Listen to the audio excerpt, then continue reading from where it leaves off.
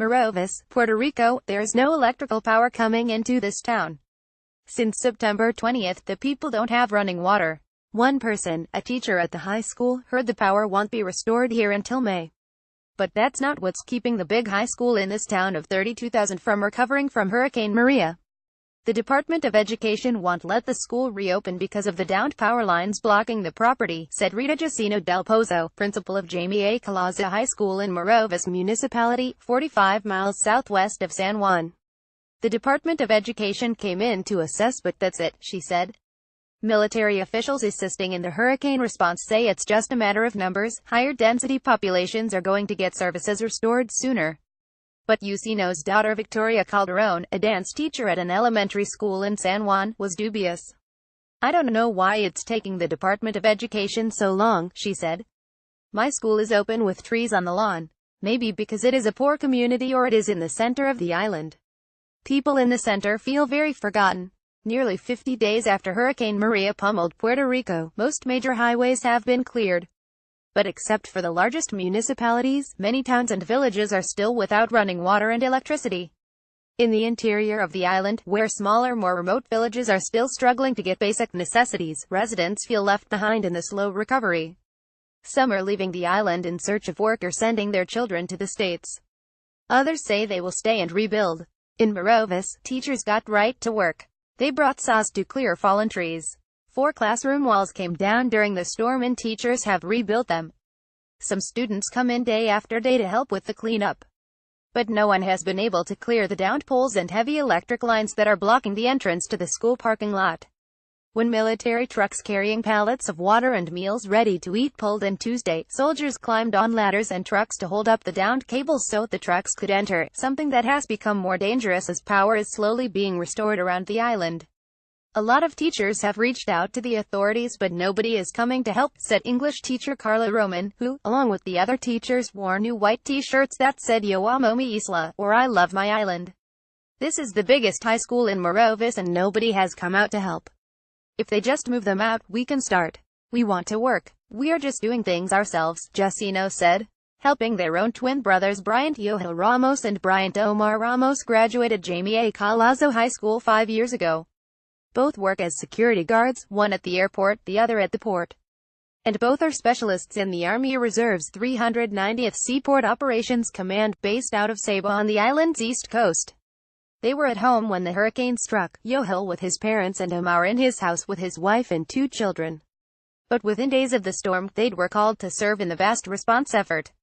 Since September 23, they've been out on a mission every single day, Yohel said. They've traveled the island with their unit, delivering water, food and emergency supplies to communities in need. Last week, Yohel said he drove the big truck across a very small bridge to bring supplies to San Lorenzo, one of 3 towns in MOROVIS Municipality where the main bridges to each town were destroyed in the storm. One slip of a wheel and the truck would have plummeted into the water, he said. He wouldn't want to be anywhere else.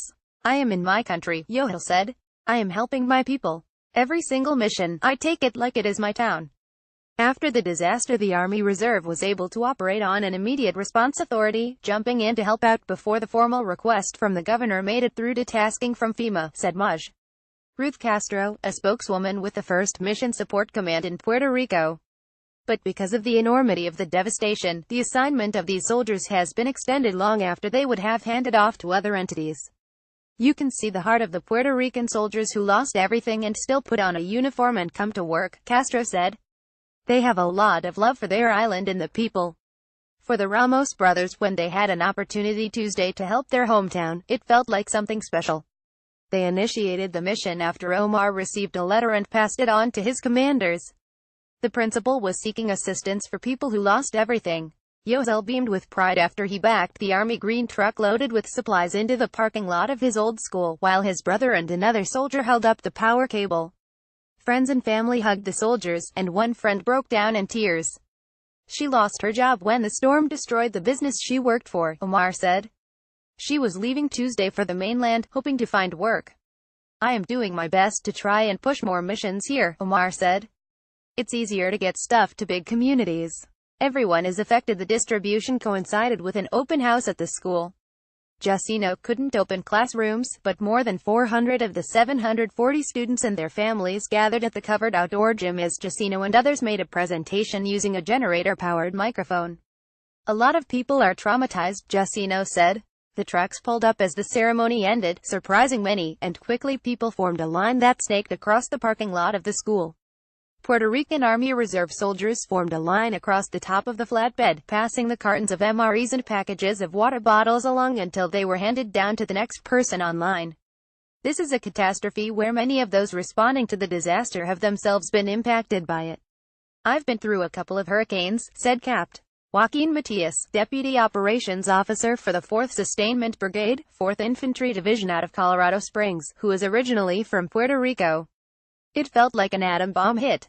After Hurricane Maria, Matias took in the wife and children of a fellow Puerto Rican captain in his unit who had just transferred to Korea.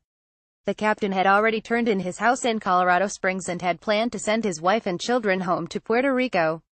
Then the storm struck. Matias hosted them in his home until his colleague's family could find a new one. "It's hard, but we will recover," he said. In MOROVIS, the municipality has set up potable water tanks in a Walgreens parking lot. Each day, Roman takes her 5-gallon jugs there so she can feed and bathe her family. She's heard the community will get power back in May. Calderon, who lives nearby, is more optimistic between March and May. After the storm, Roman sent her 13-year-old daughter to live with her father in Philadelphia, where she could attend a charter school. "It wasn't an easy decision," she said. But her daughter is a very determined student who wants to be an orthodontist or a plastic surgeon. The school offers a science and pre-med focus and her daughter asked to go. She didn't want to miss out on school. Still, her younger sibling cries that she misses her older sister. "It breaks Roman's heart. My mom says this has only come to separate families," Roman said, wiping away tears.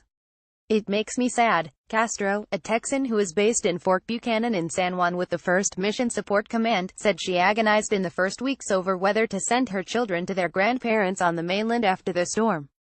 Her husband, a contractor with Northrop Grumman, was overseas and she was working all hours. At their grandparents', the kids would have electricity, go to functioning schools and they could have better dinners than cold Chef Boyardee spaghetti out of a can. "We were all stuck. Do we evacuate our kids to the States or keep them at home where there's no school?" she said. "I just kept them here," she said. "They need to be little survivors anyway." Can.Diana@stripes.com, Twitter @DianaCan. U.S. service members help offload boxes of meals ready to eat and packets of bottled water during a humanitarian distribution event in MOROVIS, Puerto Rico, on Tuesday, November 7, 2017. Carlos Bongioannistars and Stripes.